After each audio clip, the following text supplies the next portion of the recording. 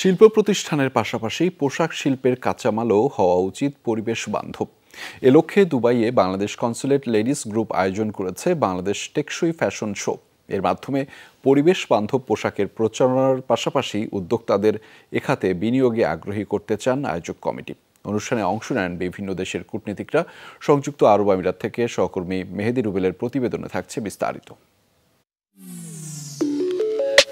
বাংলাদেশ টেকসই fashion show উপলক্ষে দুবাইয়ের আটলান্টিস হোটেলে সম্প্রতি অনুষ্ঠিত হয়ে গেল জমকালো আয়োজন।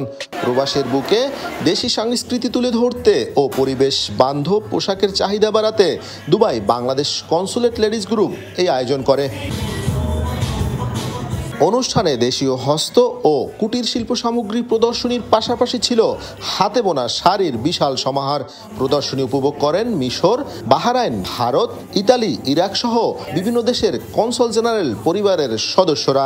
উপস্থিত ছিলেন বাংলাদেশের consul general BM Jamal Hossain. এ সময় তারা বাংলাদেশি পণ্যের প্রশংসা করেন।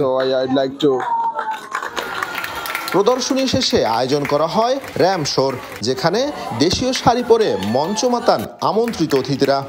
This fashion show is excellent and I'm wearing a sari which is gifted by Bangladeshi spouse. So this is a Bangladeshi cotton sari with hand paint.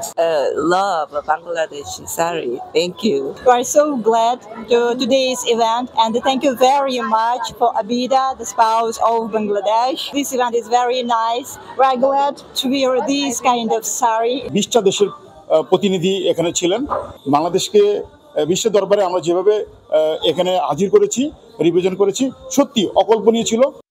দেশীয় ও পরিবেশ বান্ধব টেকসই পোশাক শিল্পের উপর জোর দিতেই এই অনুষ্ঠানের আয়োজন করা হয়েছে বলে জানিয়েছেন দুবাই কনস্যুলেট লেডিস গ্রুপের সভাপতি আবিদা হোসেন। শাড়ি এবং হ্যান্ডিক্রাফটস এবং অন্যান্য সমস্ত প্রোডাক্ট এটা যে আমাদের বিশ্ব দরবারে তুলে ধরা যায় সেটাই আমরা আজকে তুলে ধরেছি। ফ্যাশন শো শেষে নৈশভোজের মাধ্যমে শেষ হয় জমকালো এই আয়োজন।